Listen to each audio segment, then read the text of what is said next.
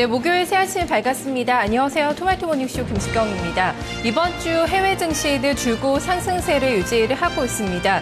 상당히 고전했을 것으로 예상을 했지만 기업들이 호실적을 쏟아내면서 고무된 분위기가 감지가 되고 있습니다. 하지만 이러한 것이 추세적으로 흐름으로 이어질지는 아직까지는 장담할 수 없다는 코멘트가 나오고 있는데요.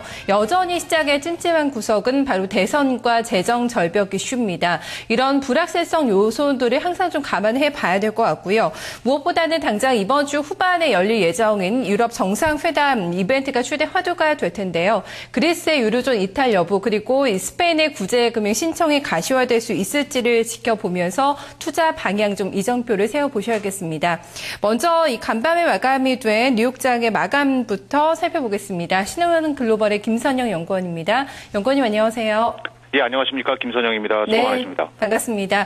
뉴욕장 이번 주는 흐름이 상당히 좋은데요. 오늘장 마감 어떻게 나왔나요? 스케치해 주시죠.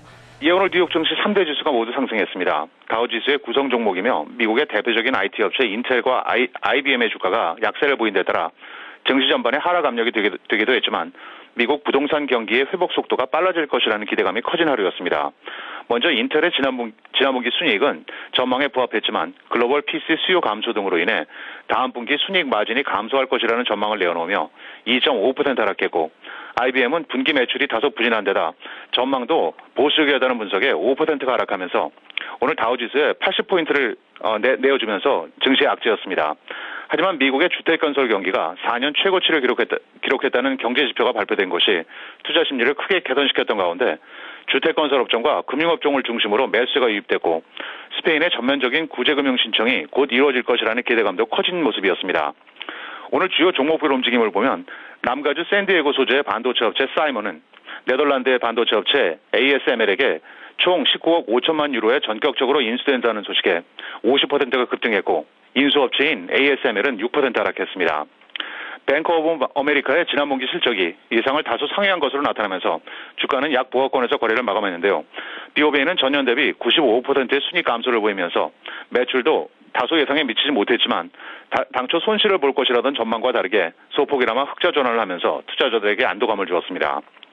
지난 2009년 이후 손실을 이유로 영국 정부에게 단 한 푼의 세금도 내지 않은 스타벅스에 대해 영국의 세무당국이 탈세 혐의 조사를 벌인다는 소식에 스타벅스 커피가 1% 하락했고 미국 최대 태양광 업체인 퍼스트 솔라는 인도네시아로부터 대규모의 계약을 수주했다는 소식에 4% 상승했으며 식품업체인 디인푸드는 계열사 한 곳을 분사해 주식시장에 상장할 것이라는 소식에 12% 급등했고 반면 IT 업체인 체크포인트는 저조한 분기 실적을 내놓으며 12% 급락했습니다.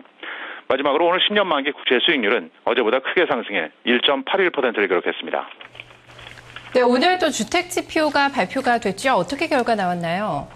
예, 지난 9월 미국의 신규 주택 착공과 건설 허가 건수가 4년 최고치를 기록한 데 따라 최근 살아나고 있는 미국 부동산 경기 회복세에 탄력이 붙고 있음을 보여주고 있습니다. 상무부에 따르면 9월 신규 주택 착공 건수는 전달 대비 15%가 급증한 87만 2천 건을 기록해 증시 전망치였던 77만 건을 크게 상회했는데요. 그중 단독 주택 착공이 11%, 콘도와 타운하우스 등 다세대 주택 착공이 25%가 크게 늘어난 것이 눈길을 끌었습니다. 한편 선행지수격인 허가 건수 역시 89만 4천 건을 기록해 전망치였던 81만 건을 웃돌면서 두 지수 모두 2008년 7월 이후 최고치를 나타냈습니다. 마지막으로 최근 일본이 미국 국채 보유량을 늘리면서 중국과의 간격을 크게 줄였다는 소식입니다. 미국 재무부의 자본 유출입 동향 보고서에 따르면 일본은 지난 8월 53억 달러의 미국 국채를 매입해 총 1조 1210억 달러의 국채를 보유 중이며 같은 기간 중국은 43억 달러어치를 매입해 총 보유량이 1조 1530억 달러로 늘어난 것으로 나타났습니다. 중국이 금융위기 후 서서히 미국 국채 등 달러화 기반 자산을 축소하고 있는 데 반해 일본은 최근 수년간 보유량을 늘리는 모습인데요. 지난 1년간 중국의 미국 국채 보유량은 1249억 달러가 줄어든 반면 같은 기간에 일본 보유량은 2145억 달러 증가했습니다. 이처럼 일본이 미국 국채 보유를 늘리고 있는 것은 엔화 강세를 방어하기 위한 전략적 측면이 강하다는 것이 대부분의 전문가들의 분석인 가운데 지난 2008년 9월 이후 미국 국채 최대 보유국인 중국은 작년 7월에는 총 1조 3140억 달러어치의 국채를 보유해 사상 최대치를 기록하기도 했습니다. 지금까지 미국 현지에서 김선영입니다. 네, 오늘 말씀 잘 들었습니다. 고맙습니다. 네, 감사합니다. 네, 미국 증시 역시 지표와 실적도 양호하게 전반적으로 발표가 됐습니다. 상승을 이어나가는 모습이었고요. 유럽장의 마감 어떻게 나왔는지 같이 점검해 보겠습니다. 김민지 기자입니다.